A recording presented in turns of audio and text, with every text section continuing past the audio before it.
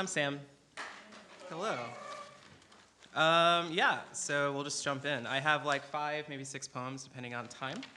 The first one is, it's a golden oldie. I really like this piece, and it helps just like bring me into the space, so it's more for me.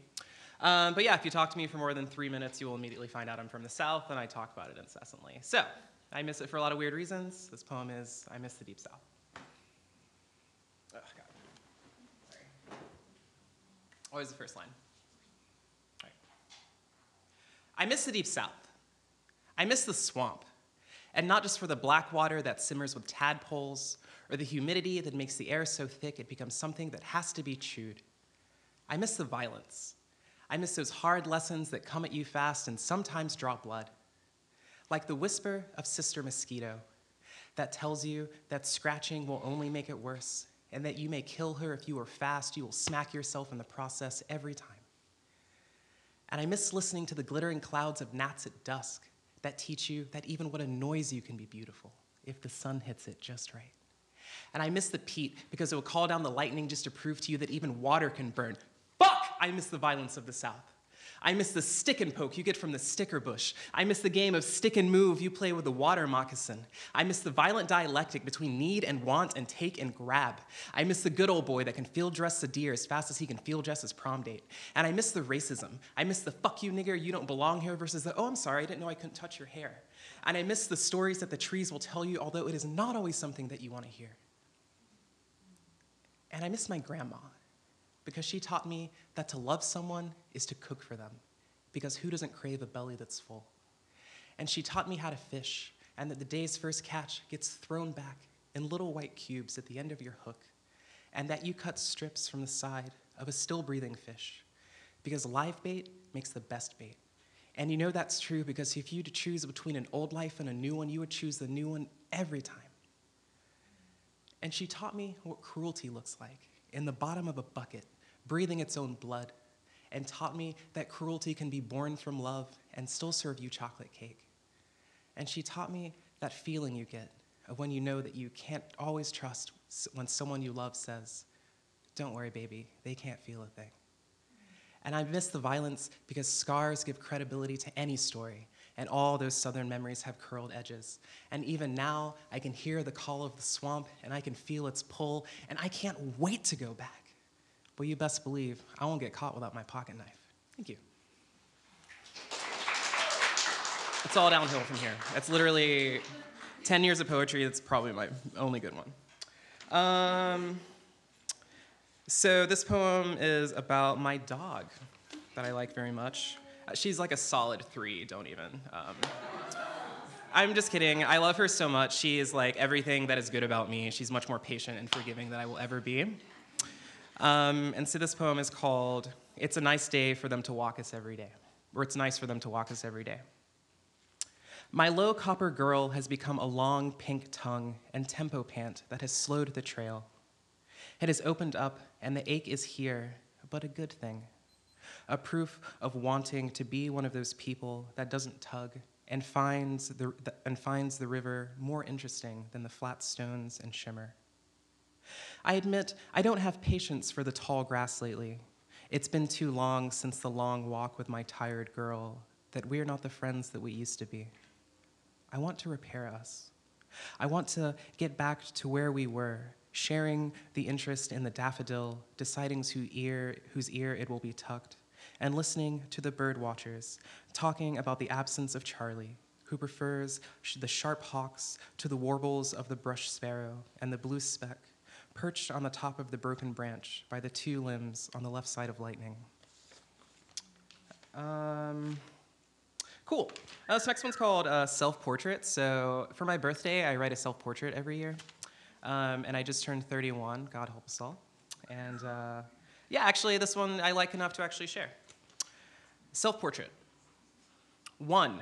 Sitting in a Dayton, Ohio living room, my eyes sag to Disney Junior as I astrally project my ass right here. In a couple of days, I'll send the body, dumb, back to Pittsburgh. The automated parts will take care of themselves. Answer emails, speak little in the back of meetings, the trash would be taken out, Penny would be walked, the body would draw hieroglyphs in dish soap, while I, the other I, the thin I, would write it all up here, off the dome like a Milton or a Lil Wayne. Without the distracting bits, I'd feel the pull of phrases as they bark and flick for unfamiliar recognition, distinct enough to impress the page. Without it, I'll let someone else worry. Leave it to take out its neurotic blankness, its vast constriction somewhere else, because without it, I will nestle into the central parts of warm, damp language passed from ridged lips. I wouldn't know what to call this not feeling, but I know that I would call it good. 2, consciousness, I expect, weighs about 6 ounces from nose to tail. It does not, I expect, look like Casper the Ghost. Rather, it looks more like the humble bee floating about, purpose assumed, plucking new bees from buttercups, keeping the good parts for themselves. But what stays with the body? Surely it will know how to drive, because I don't think about that very much. So what else will it keep when left to its own devices? For instance, will the diet body light still be funny? Will there be an uptick in slapstick to keep its cubicle mates from whispering, is there something absent from his eyes? Do his nails look brittle? 3, brown eyes, hummingbird, trying to focus on the wilds far off. Tucked in lip wonders how come they aren't any closer. As there are parts of me that are beginning to look like a protest, you are starting to see yourself in infomercials. New gray hairs and beer gut petition against grad school. A new sore throat begs you to stop smoking. A grinning and creased face half turns and then turns back. Thank you. All right. I have 2, maybe 3 more if time allows. Wrong phone. I'm a professional. Cool. Let's take another trip back to the South. Why not? So one of my research interests is lynching. If you ever hear me talk about my manuscript, you'll hear all about it. But one thing about those, doing that study is that when you're reading books, they don't always warn you that pictures are coming up. And so this is just a response of me just crying in the UJ library while doing research. Always first line. All right. Do not look at the Negro in his wretchedness or the Negress in her distant loveliness. I would have made an excellent invisible man. Today, I did something I swore I would never do again. Looked at a Lynch photograph. Another tree turned murderer, another pair of hands I'm relieved to have gone limp. Another neck pulled into taffy. And there's nothing sweet about this, except for the smiles of the little girls that bookend a young man's life. And the caption says, do not look at the Negro. Rather, look at the crowd and notice how it bulges beyond the frame of the picture into things that you can relate to. Think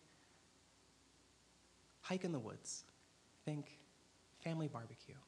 Think safety in numbers. And do not look at the Negro because he might look at you back or remind you of something that you relate to. And do not ask him questions because they might answer with a mouthful of moths who are citizens of darkness forced to worship a white sun. And do not ask him about his wife because she is in the county over, in the next page, on a photograph.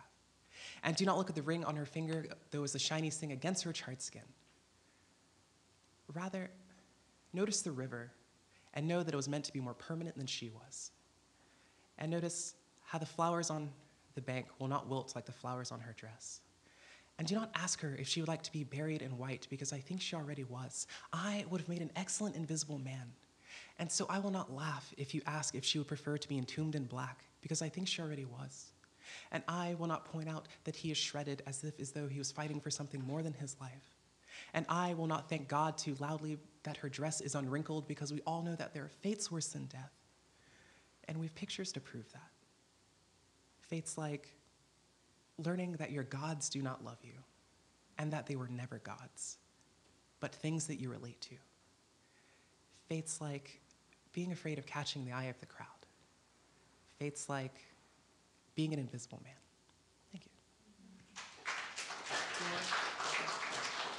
I have 2 more. Don't worry, we're on an upward trajectory. We out here. However, the next poem is about seasonal affective depression disorder. And it's subtly called Seasonal Affective Depression Disorder. And it's a play on Langston Hughes, because I'm a trash poet. much like Hughes. I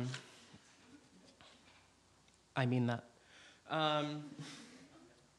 The winter blues is a tourist of the neighborhood that Langston Hughes walked during the evenings. I got the winter blues and I can't be satisfied. You can sing these blues, but they aren't here to stay in these hovels. They're moving from the throat to somewhere better lit. Got the winter blues, can't be satisfied. Why were you singing at all? The winter blues is a temporary complaint that has no bones. They say that when spring is sprung, they will slide off. But when it's happening, these blues feel like they will never go, and you'll have to do more than sing. Got the winter blues, can't be satisfied. There are lamps that box in the sun to help you beat the season, but if you are bipolar, you'll wake too much and never sleep again until you do 8 days later. And then the crash, the wheel, the other side, crumpled like a tissue. Ain't got no sun no more, I wish that I had died. Here, there is not enough sun to go around, and I want to eat the whole thing. Thank you.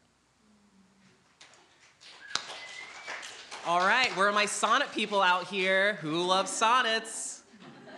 Thank you, thank you. The rest of y'all, I don't even know why you're here. Yeah, so this is a formal sonnet. I love it. It's the last time I was in England and I sneezed on a famous painting. Excuse me. Oh, it's the first line. It's called Vandal. Got it. Holy shit, how much money did I just sneeze on?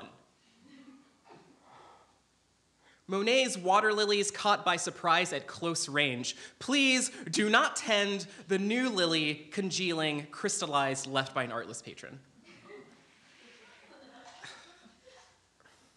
But perhaps it's an improvement. Yes, a point of balance. Slowly stepping away from the frame, I can see that it now adds a lively vein to what was once still water. And now that the toad has splashed in, my impression has been made that to pluck the new lily from beneath the bridge is a bad omen. It brings only thunder to a peaceful scene. So it is best now not to start, now or ever. Please don't touch the art. Thank you. All right. So I have a couple of poems I'm going to read. And I'm not going to give any caveats. Can everybody hear me also? Okay, cool. All right. The first one is called, Today I Ripped Down the Artifice of the World. Today I saw my enemy, a door, miniature daffodils, the color red, asphalt, fortified wine, wool fibers, one hand covering a face, the bottle of primer key to the face she forgot. Animal snouts, some pennies, tofu, a fingernail on a desk, white t-shirts, slick husbands, a cheat, a knife, sirens, an untenable voice, the fire suppression system beneath which I laughed. Civilization is a formula. It gets you to spend all your money starting with your head. But remember, you can breathe with the brain stem alone. I think I'd hate Vegas. This next poem is called, Today I Broke a Branch from a Crabapple Tree, then Googled, feels like I'm losing myself. I am writing this poem for the girl at the host stand, asking the question, am I fucking enough? If I don't have sex for 2 years, is that okay? My hostess, you needn't drink or dislocate your abs or unpin the silk flowers from your hair. Beautiful people don't have to have sex. I mean, sometimes they do. Sometimes they need something harder than hard. But I do not think I am only beautiful. I think about scenarios. Man I fall in love with coming inside me because I told him I want to feel you jolt. 6 months later, man fucking me again, and I'm pregnant. 3 months, and a baby's never born. And an obstetrician explaining the fetus slipped into my uterine lining like a bubble in a lava lamp glass flush to the glass.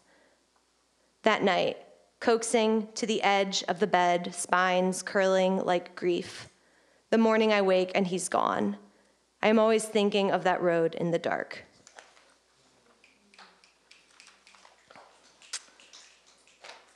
This is the spooky poem I've alluded to from some people. It's called Vanitas, Still Life. And a Vanitas painting is like a memento mori, like spooky painting about death. Vanitas, Still Life. Somewhere, someone examines scars that the way we categorize the luster of pearls. A scar that looks like a hydra. A scar that looks like a merry-go-round, a scar that looks like an earlobe. On a first date, I am saying yes. I am drawn mostly to image. I see the meat dragged across your plate as the evidence of a miscarriage. My slap comets across the floor, thank God for boys and their dirty rags.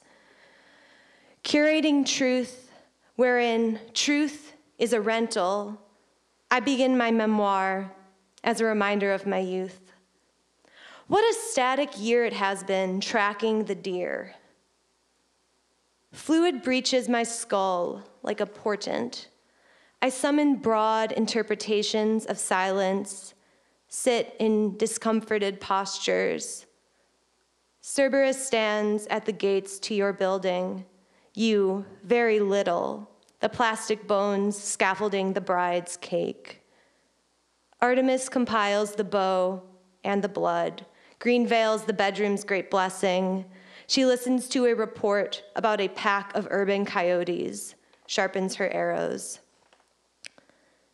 Is it or is it not me, spouting such pallid vulnerability? Hold the spear like a spear. Lean against the wall to maximize viewer experience. Empathy is the jewelry case an oversexed maiden of my dreams fills with her children's teeth. Here we find the end of fixation, something like loss, the ego breaking far beneath the asphalt, the baby's fingers growing, like corn counted and lauded, the sound a cutting tape. A very special moment. I hate my phone, I hate the internet, I jog in place. Okay, I have two more. Am I good on time? All right, cool. This is called The Foregone Queen. When you become beautiful, you take on missions of subversion, mind states, calamitous, split truant postures of virtue. Please, no more jokes about morality. In the pet shop, a turtle nestles in the palm of my hand. A shell I might sip from, a portion of soul positioned toward sky being the white iron ceiling.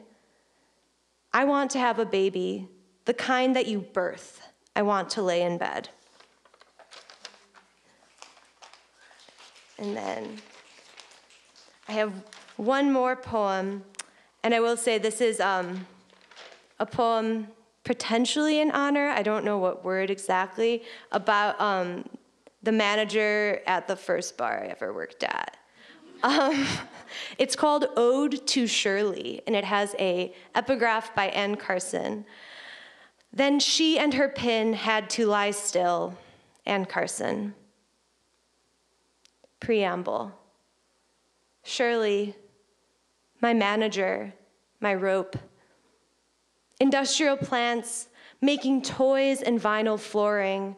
We're drunk men running the length of a bar screaming, I don't give a fuck about the environment. Truly, they drained the runoff into Lake Erie. It became a shining chamber, a formaldehyde-soaked lung my Shirley drank from. Presidential mood. I pull the ratty dirt that accumulates on brooms with ungloved hands. I put bills into the register, president faces peering at its lock mechanism, lips sliding to the left. Shirley, my manager, hates me. She calls me lazy bitch. Shears. Shirley retrieves a third slice of pizza. She bottoms out pints of ice cream. I stand in a bathroom stall, hating her with the pleasure of pinching my stomach fat. I used to believe it could be cut off with the scissors. Sweetener. Once I saw her at Walmart. She was examining a 1,000 count box of Sweet and Low. I didn't say, hi. My underwear slipped up my butt. She did not walk. She ambulated through the Walmart, simultaneously glossed and starched. Smoke break. Per shift, she smokes between 4 and 6 Marlboro Reds. It is not a peaceful pre-bedtime ritual. Rather, it turns her breathing sculptural like the bodies on the Sistine Chapel ceiling.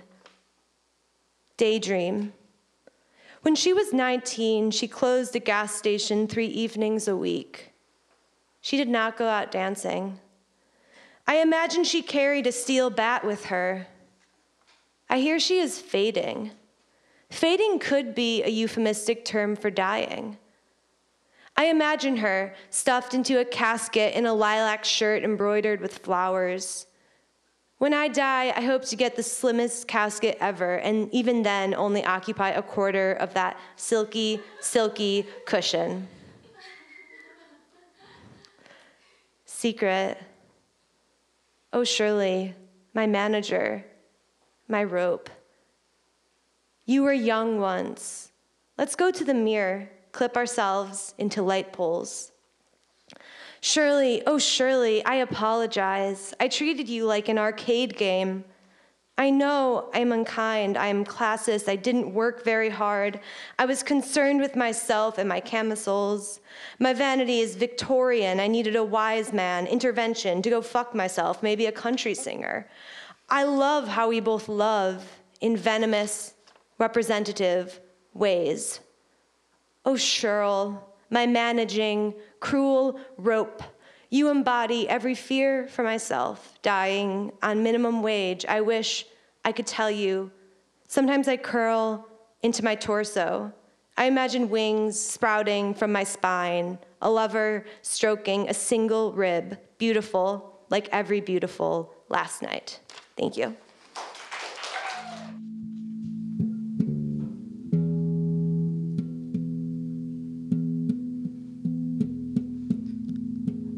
At the end of an aria, or recitative, or chorale, or motet, or plainchant, or requiem in every arched hall, where swollen vowels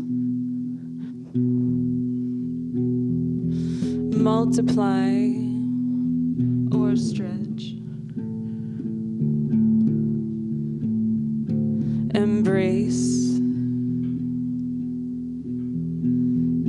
and part.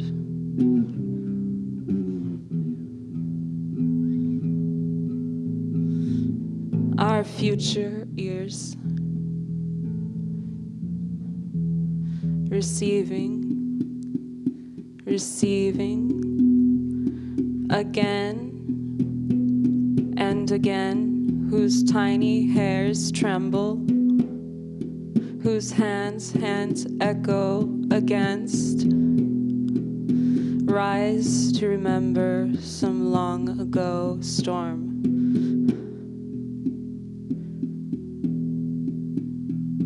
The applause.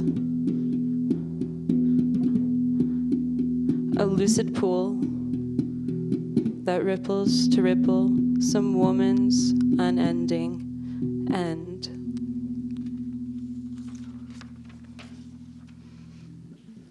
This is an experiment. I haven't done this before.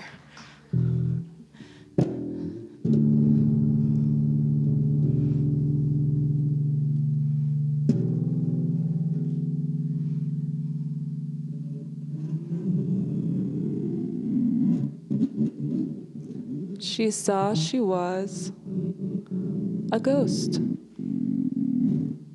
Ooh, ooh.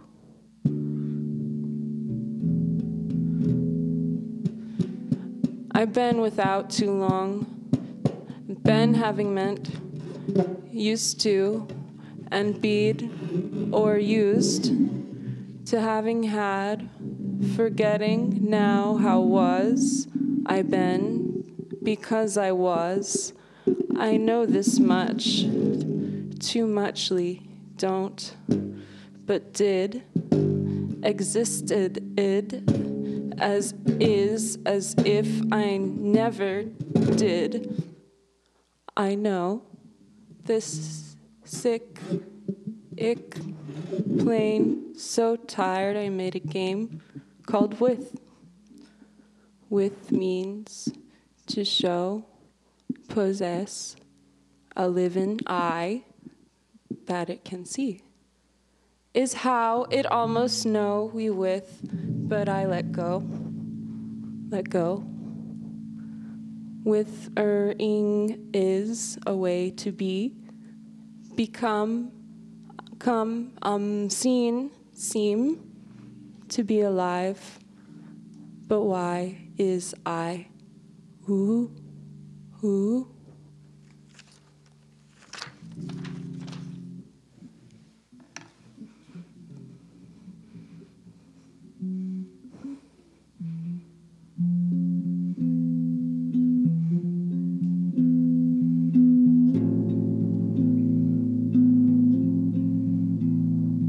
Confined. As a woman, I was always a vessel waiting to be spilled, pulled under, filled with a chorus of voices.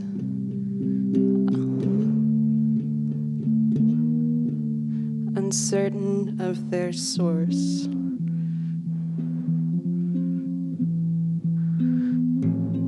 My body, within or without a dampened chamber, I absorbed shock as was long ago designed, accepted restraint, declined, waited as I grew, fierce for my condition, to remove me from me. Some glide through life seeking stars to worship light, others seek others, all an effort to grow away death, all a promise. Behind my eyelids, sparks misfire. Dreams pinprick the blank fabric of day.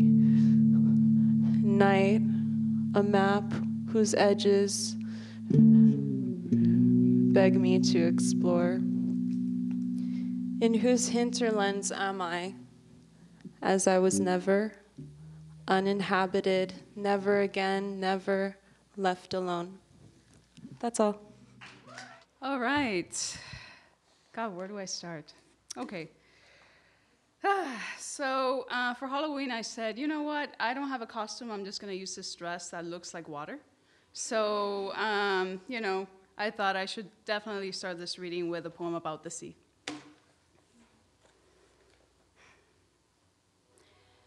Have you ever been threatened by a tidal wave?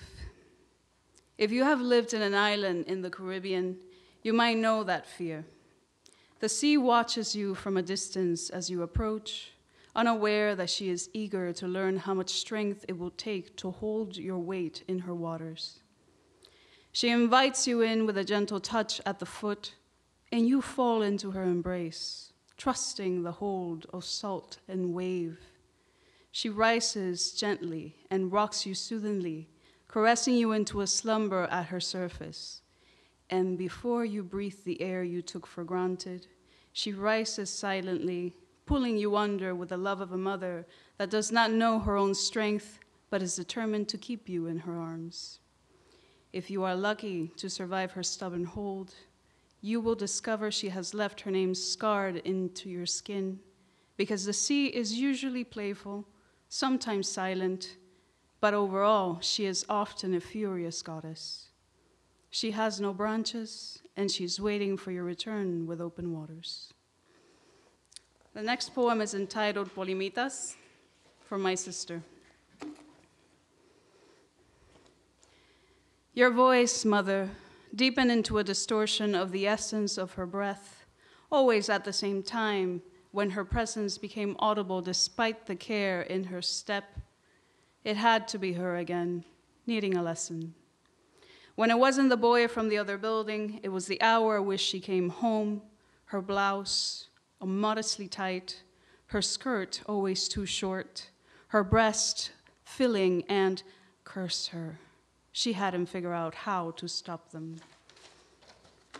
She was always in a hurry, worried that you would catch her laughing in the coils of passion fruit, walking in a two-piece from the coast to the porch, tripping over your words up the steps of the school building, hiding tears in the pleats of her dress. And on the days when not a slightest detail escaped her, where she would bind her breasts flat, sew a cut of red fabric into the hem of her school uniform, hold back the lilac perfume, cut potatoes and pressure-cook beans into a stew, serve the table and scrub the dishes clean, calm her mind in the fiction of a book, there was always her skin. Even when she lost sleep, straightening the spirals of her strands in a tourniquet, care her flesh would not catch fire by the gas stove, or scrape her knees on the bedrock before the sea, and hide from the sun to trick your prejudices away from her humanity. Ella es negra, your mouth would twist. Yo quiero que tú estés más blanca. Her hands would split waves open if my breath reached the surface without me. Her thumb wiped my cheek dry if I cut my feet against the ocean stone. Mira, tita. She would smile, a red and black polimita slowly dancing giggles as my blood ran. And when you couldn't be around, she cradled me, blowing softly on my eyelids. I would turn in the scent of her warmth when she was gone to the sugarcane fields, machete in hands for weeks. Ten cuidado, no te cortes, o todo el mundo lo sabrá.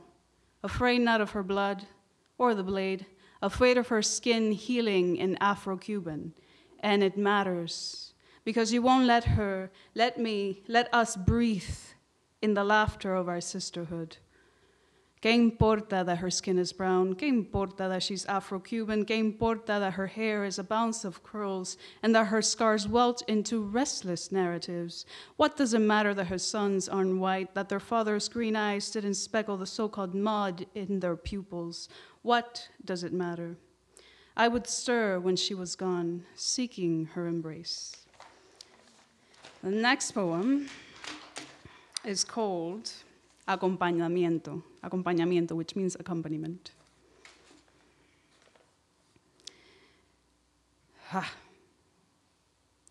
You turn the corner, not recognizing the chair that has morphed with your posture, the doorknob that warmly wears your touch, books that blush back at your questioning eyes, keys laughing in suspension at the lips of a hole, the messes of paper and cool chai you keep discovering stamped with the shame of your fingerprints.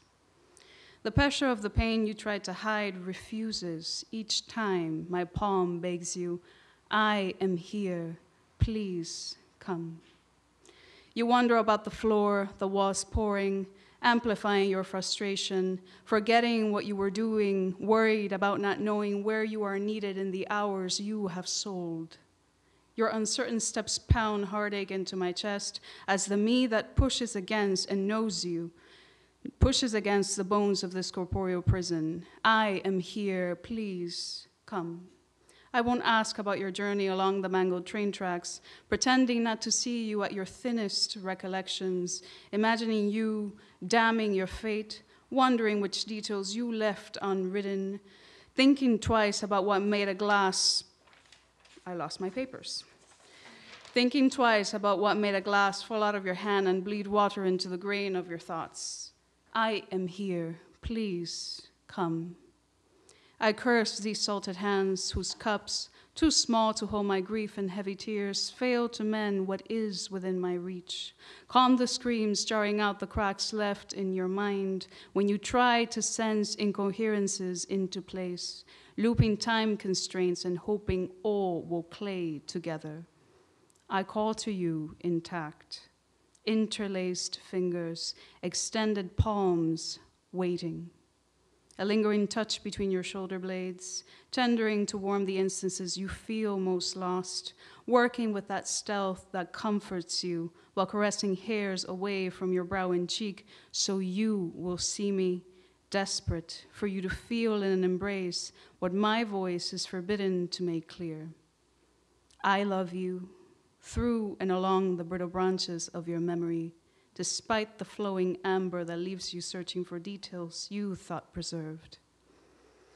I leave my presence in a scent, honeyed lime, startled mint, bruised bergamot, cauterizing peeled cinnamon and sandalwood, in case I, too, slip through the narratives you hold dear.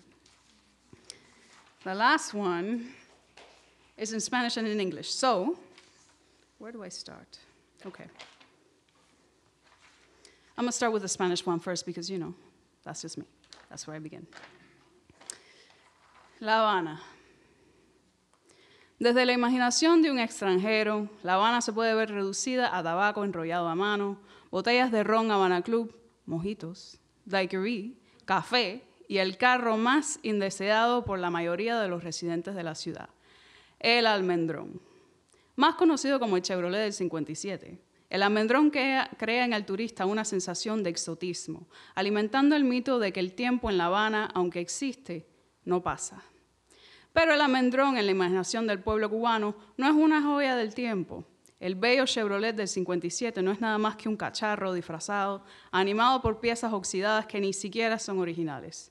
Sin embargo, la famosa reliquia pre-revolucionaria aparece en todo anuncio que tenga que ver con la isla, seduciendo la imaginación del extranjero que grita, me muero por ir a Cuba. A causa de la presencia turística, la cual nutre la isla monetariamente, o lo hacía, el habanero ha tenido que coexistir con las olas de extranjeros que han hecho de su hogar todo un espectáculo tropical. Mi queridísimo turista, La Habana no es un almendrón. Ni un conjunto de objetos ni cuerpos para consumir y entretener tu placer. Esta es nuestra casa. English translation.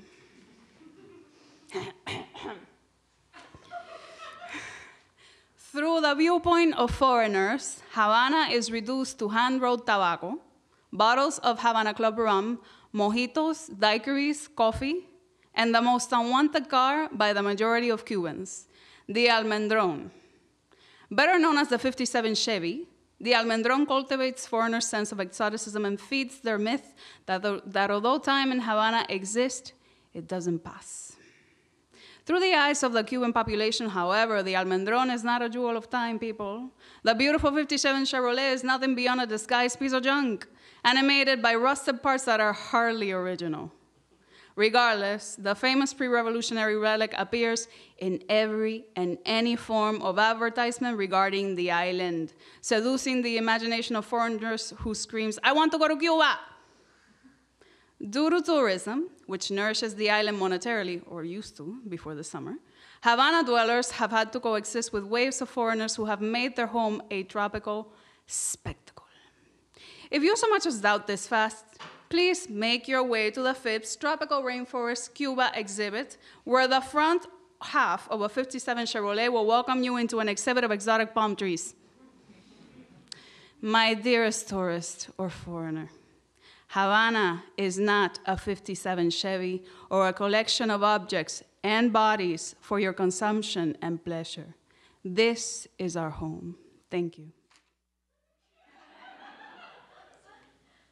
Birds flying high, you know how I feel. Sun in the sky, you know how I feel. Reeds drifting on by, You know how I feel. It's a new dawn, a new day, a new life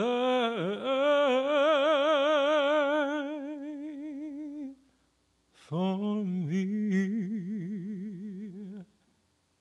And how y'all doing?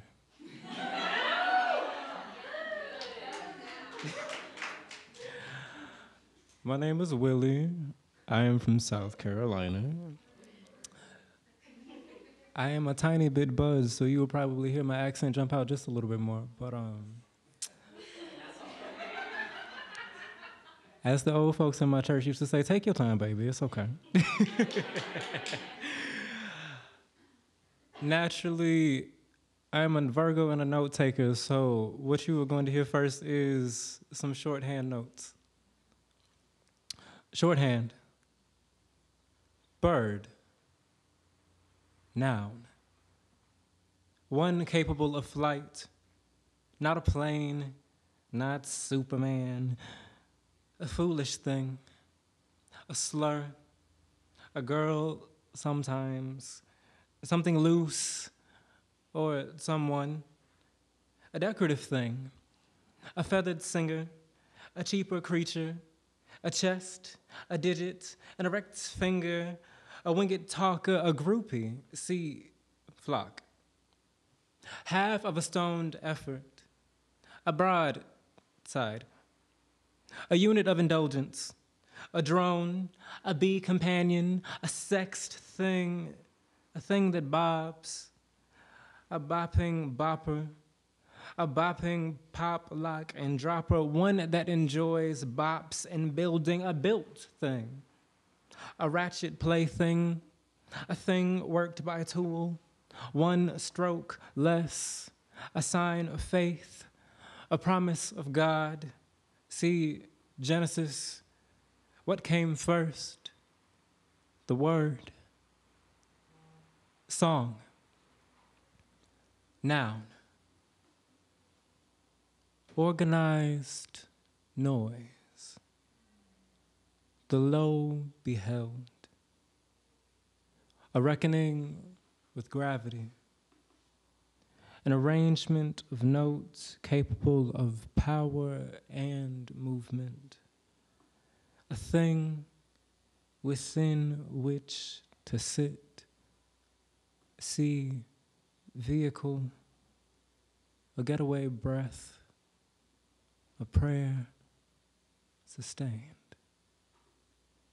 Thank you.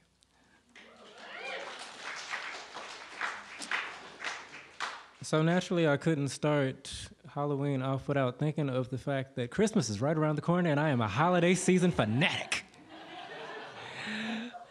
As such, I have been festive all day. Also, another person that I tend to find festive is Mariah Carey, and she often serves as a source of inspiration for lots of things. Mood lighting.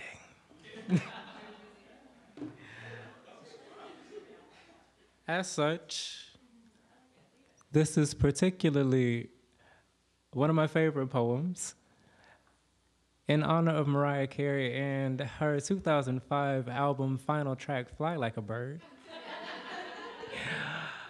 A poem of mine that just got published today at Foundry Journal.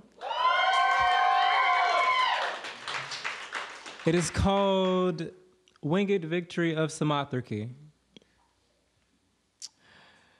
Winged Victory of Samothrace. Pythocratos, early 2nd century, Parian marble.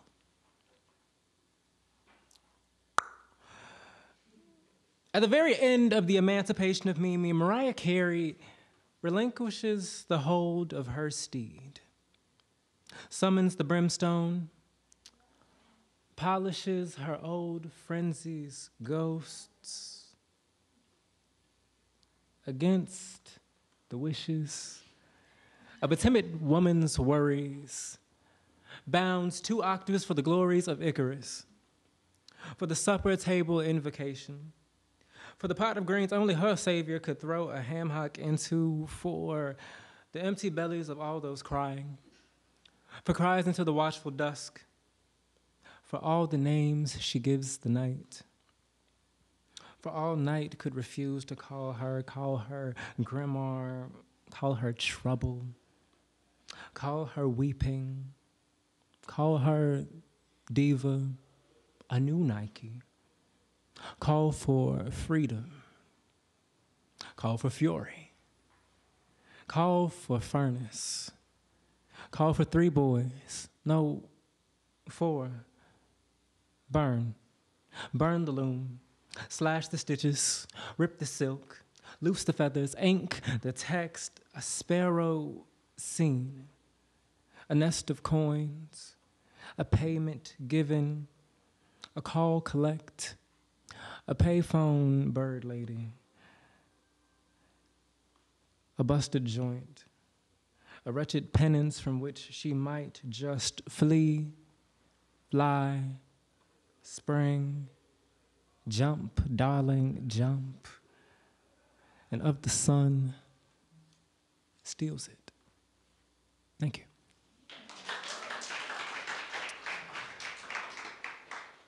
The next poem happens of other related bird shit, as we call in the South anybody who might not necessarily have the home training that their mother gave them when they go out. This is Barbicide. Do not hold eye contact too long. Mention the weather, your grandmother's quilting, the length of time it takes to stitch a bass clef into the voice of your conscience. Admire the jet beauty of the week. Do not hold your back like her. Take the flat wing. Don't suck the lemon pepper from your fingers. What are you doing? Do not hold eye contact too long. Hold your knee out. Debate whether it is gall or lust curdling in your throat. Bottle it as witch hazel. Wonder if the mirror is as sharp as he appears.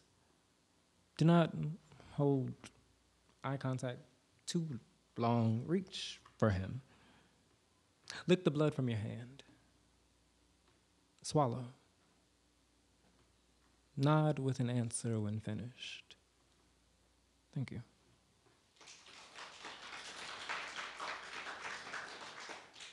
So naturally, my mother would probably be very upset about that, so I'm gonna riff off some things from the Bible. I'm currently doing a lot of hymnological studies, so the writings of hymns and the writings of scriptural spaces, with this being from Daniel 7. An interpretation loosely. Don't hold me to that. I've been to Bible study more times than I can count, but this ain't it. Daniel 7. To be Pharaoh. In the dream where chimeras emerge from the sea, Daniel fantasizes of water-winged options, and I am the beast. Our frames melt into a shifting torrent of limbs. First 10, then fewer, then 10 again. An ever-change reminding us we only exist as theory. Once here, briefly, then no longer. In the second half, I trace his dripping, his drowning, the time it takes to write a praying man wet and emptied in the hollows of a thing he calls monster. The work, considered to sing yourself well afterwards. In the night, to be feral is to be a possibility, even when outlined in lace. He sleeps, and an unbound if bites at both of us. I try to beat it without losing any teeth. He wakes up, and one of mine has gotten looser. Thank you.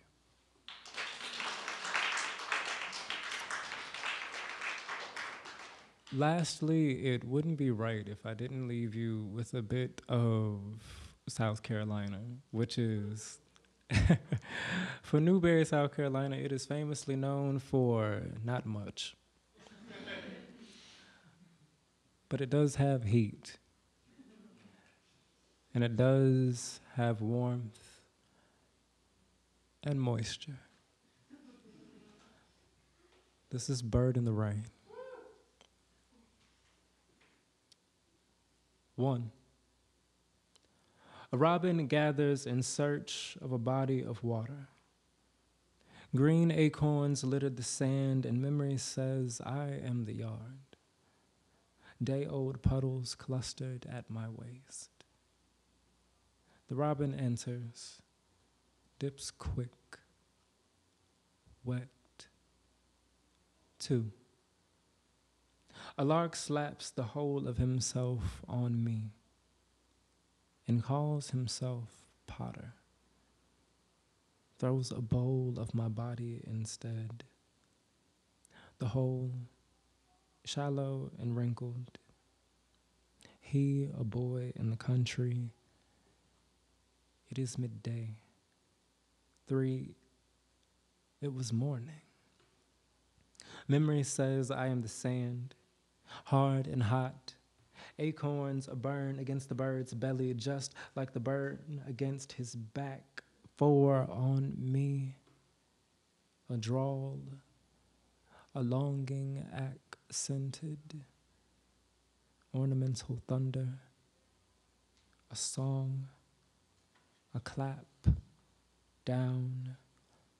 5, a boy digging in a bowl, a bird not in a ditch, but in water, in a nook, spooned out by falling in, a bird and a stone, 2 in hand, in the hole. 6, no. The memory corrupts. This is pleasure. I am the thrush, frantic and puffing to pluck more acorn caps before bathing. 7, a bird, a bush, a sight, a flash, anything peeping struck. Memory, hush. Let him do his work. 8, I saw it. It shook. Brazen stillness. Rain. Flight. 9. Curious. If the bird came first, lightning may have lasted elsewhere. 10. The yard, still hot, still country. His breath, warm, like rain, no sign of feathers. You've all been beautiful. Thank you.